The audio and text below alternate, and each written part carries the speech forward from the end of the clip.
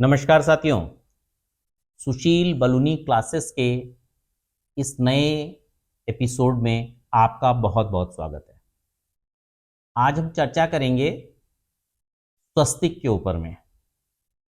आपको मालूम है मित्रों, 99% लोग बाग, जी हाँ 99% लोग, चाहे वो गृहस्थ जीवन के हों, गृहस्थ में पूजन कराने के लिए हमारे आचार्य इत्यादि हों, स्त्री हो पुरुष हो, देवालयों हो या घरों के अंदर हो, लोग स्वस्तिक का निर्माण करते हैं, लेकिन या तो उसको गलत बनाते हैं या उसको गलत तरीके से बनाते हैं।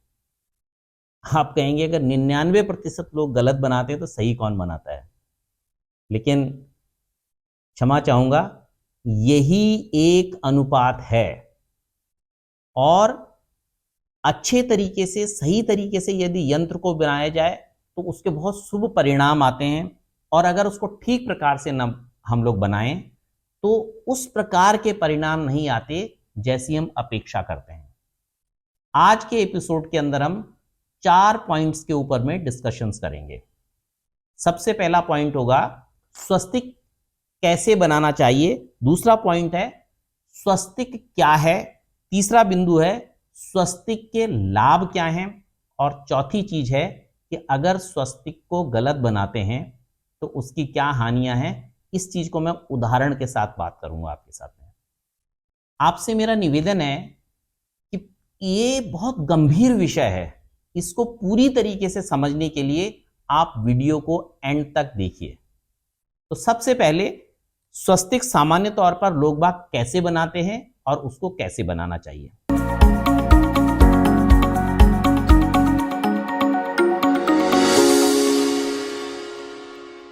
सामान्य तौर पर लोग बाग करते क्या हैं कि उन्होंने एक सीधी रेखा खींची, उसके बाद में दूसरी रेखा ली और इस दूसरी रेखा को इस प्रकार से खींचा।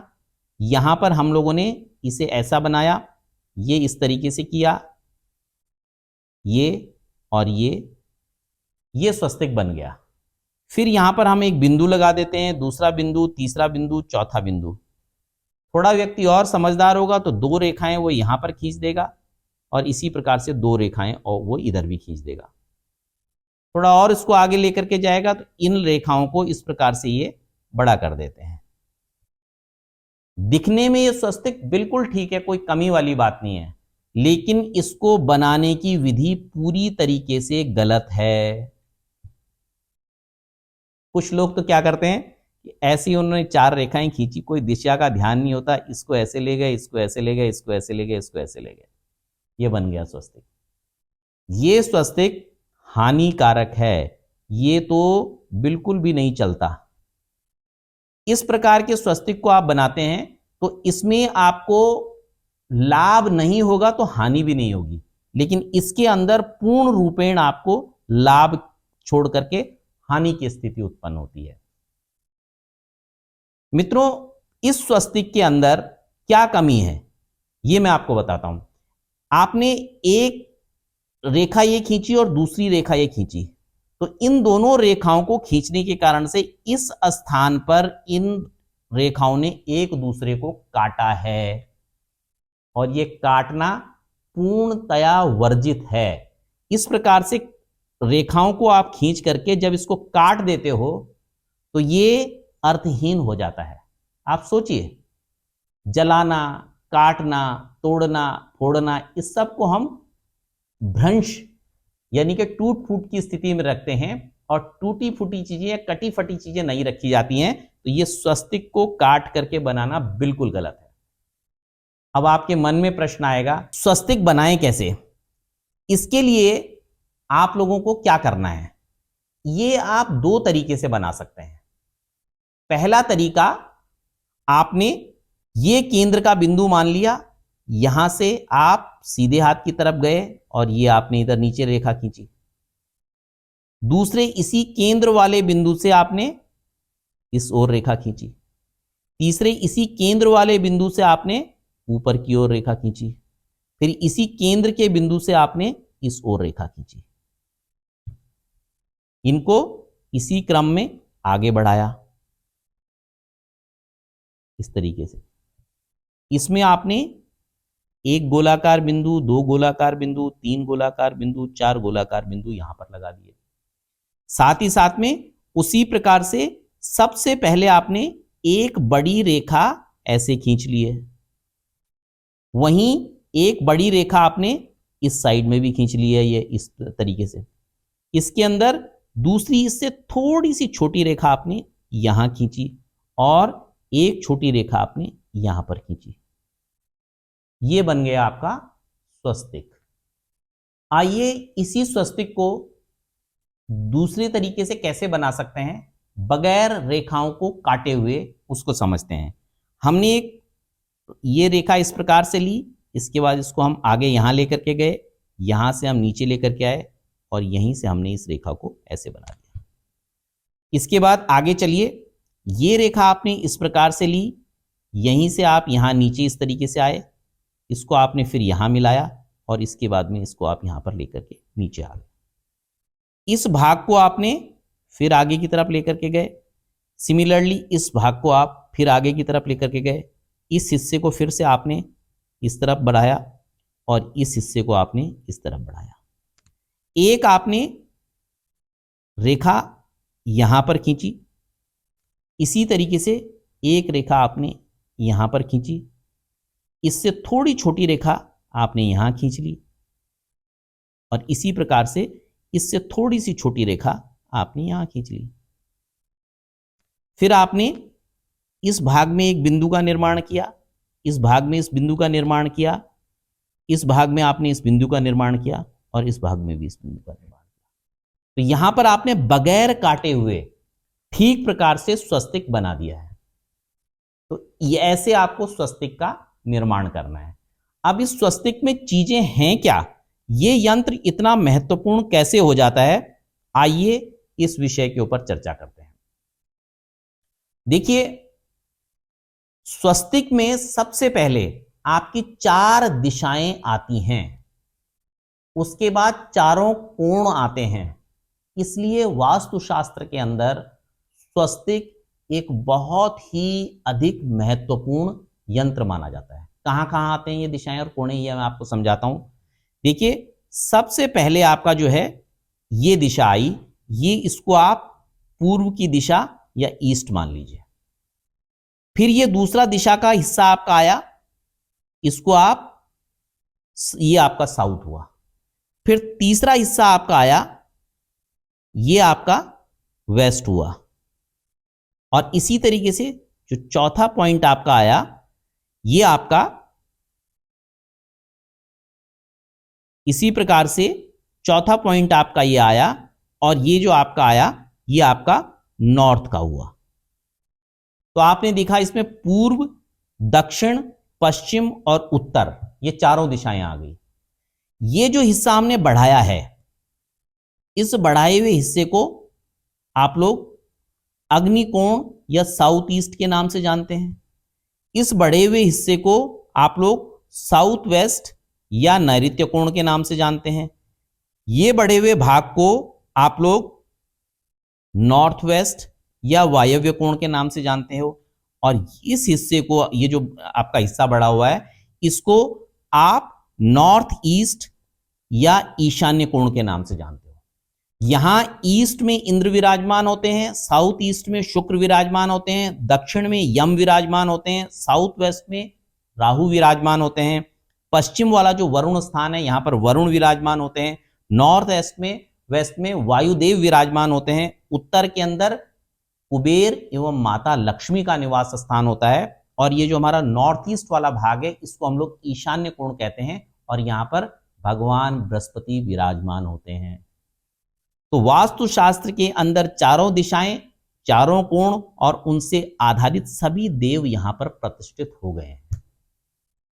तो इस प्रकार, इसलिए वास्तु इसमें बहुत इंपॉर्टेंट जो स्थान है वास्तुशास्त्र में स्वस्तिक को दिया जाता है। अब इसमें थोड़ा आगे चले, ये बिंदु क्या हैं। आपको मालूम है मित्रों कि मनुष्य के जीवन में 4 पुरुषार्थ होते हैं। कौन कौन से वो 4 पुरुषार्थ, जानकारी है आपको? चलिए मैं बताता हूं। इसमें आपका धर्म, इसके अंदर आपका अर्थ, इसके अंदर आपका काम, इसके अंदर मोक्ष। तो धर्म, अर्थ, काम, मोक्ष, ये चीजें होती हैं। धर्म को सर्वाधिक प्रिय मोक्ष होता है और अर्थ की आवश्यकता कामनाओं की पूर्ति के लिए होती है। कॉम्बिनेशन काम और अर्थ का, धर्म और मोक्ष का, ये बनता है। ये 4 पुरुषार्थ हैं और ये हर सनातनी व्यक्ति को अपने जीवन में इन पुरुषार्थों को अपने साथ जोड़ना चाहिए और इन चारों कार्यों को निष्ठापूर्वक मन लगाकर करना चाहिए। तो अब कहां कहां विराजमान है? देखिए, जब आप नॉर्थ ईस्ट की बात करते हैं, ये वाला जो कोना हमारा आया है, यहां पर आपका धर्म विराजमान होता है। इस भाग में आपका अर्थ विराजमान होता है। इस स्थान पर आपका कामनाएं विराजमान होती हैं और यहां पर आपका मोक्ष विराजमान होता है। देखा कितना महत्वपूर्ण यंत्र है ये। अब इसके बाद थोड़ा और आगे चलिए। एक बड़ी रेखा, फिर दूसरी बड़ी रेखा, उसके बाद में एक अंदर थोड़ी छोटी रेखा, फिर दूसरी थोड़ी छोटी रेखा। ये क्या चीजें हैं? देखिए, जब आप इस पूरे यंत्र की बात करते हैं तो यह भगवान गणेश का यंत्र बना, गणपति का यंत्र बना। इसमें जिस प्रकार से यह आकृति बनी, यह गणपति की आकृति बनी, भगवान गणेश का यह यंत्र है। अब गणेश जी के साथ में उनकी 2 पत्नियां और गणेश जी के साथ में उनके 2 पुत्र, जो समस्त सृष्टि का कल्याण करते हैं, वो भी इसमें विराजमान है। बड़ी रेखा माता रिद्धि के रूप में, दूसरी जो बड़ी रेखा है आपकी, ये माता सिद्धि के रूप में। तो दोनों ही माताएं विराजमान हो गई। अब इन माताओं के जो पुत्र हुए, भगवान गणेश जी के पुत्र हुए, यहां पर शुभ विराजमान है और यहां पर आपके लाभ विराजमान है। 4 दिशाएं, 4 कोण, धर्म, अर्थ, काम, मोक्ष, गणपति जी का यंत्र, गणपति जी की पत्नी रिद्धि और गणपति जी की पत्नी सिद्धि, गणपति जी के पुत्र शुभ और गणपति जी के पुत्र लाभ, ये सारे इस यंत्र के अंदर विराजमान हैं। इसीलिए जिस प्रकार से हर पूजा में सबसे पहले भगवान देव गणेश को पूजा जाता है, मनाया जाता है, उसी प्रकार से वास्तुशास्त्र के अंदर सर्वप्रथम यंत्र का निर्माण जो होता है वो स्वस्तिक का होता है। पूजा भी करते हो तो कलश पर भी स्वस्तिक बनाते हैं। विद्या अध्ययन, जनेऊ संस्कार, विवाह संस्कार, कोई भी संस्कार हम करें, कोई भी पूजा करें, चाहे सत्यनारायण जी करें, चाहे मां भगवती दुर्गा की करें, शैव, शाक्य और वैष्णव, जो हमारे तीनों ये संप्रदाय हैं, वैष्णव व्यक्ति भी पूजा करने में स्वस्ति निर्माण करता है क्योंकि गणपति उनको बड़े प्रिय हैं।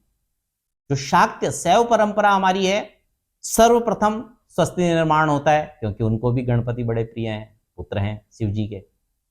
और जो शक्ति से संबंधित शाक्य जो मत है हमारा, देवी जी का, शक्ति उपासना में देवी के तो पुत्र ही गणेश हैं, तो वहां पर भी स्वस्तिक का निर्माण किया जाता है।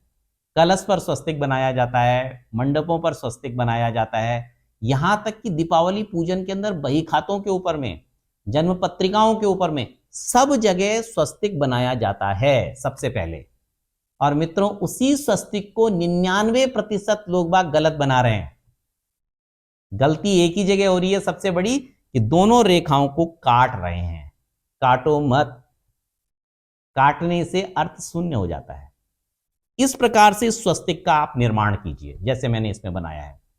अच्छा, ये पहली बार में नहीं आ जाएगा आपको इस प्रकार से स्वस्तिक का निर्माण करना, इसके लिए आपको प्रैक्टिस करनी पड़ेगी। और जो दोनों विधियां मैंने आपको बताई हैं, उनमें से किसी भी विधि से बनाइए, जो आपको सरल लगती है उस विधि से बनाइए, कोई दिक्कत की बात नहीं है। स्वस्तिक हमने सही नहीं बनाया तो इसमें क्या रहेगा? देखिए, हम चर्चा कर रहे थे इस स्वस्तिक के बारे में, तो कुबुद्धि का प्रतीक, दुर्दशाओं का प्रतीक, वैमनस्य का प्रतीक, अहंकार का प्रतीक और आतंक का प्रतीक, ये उल्टा स्वस्तिक हुआ।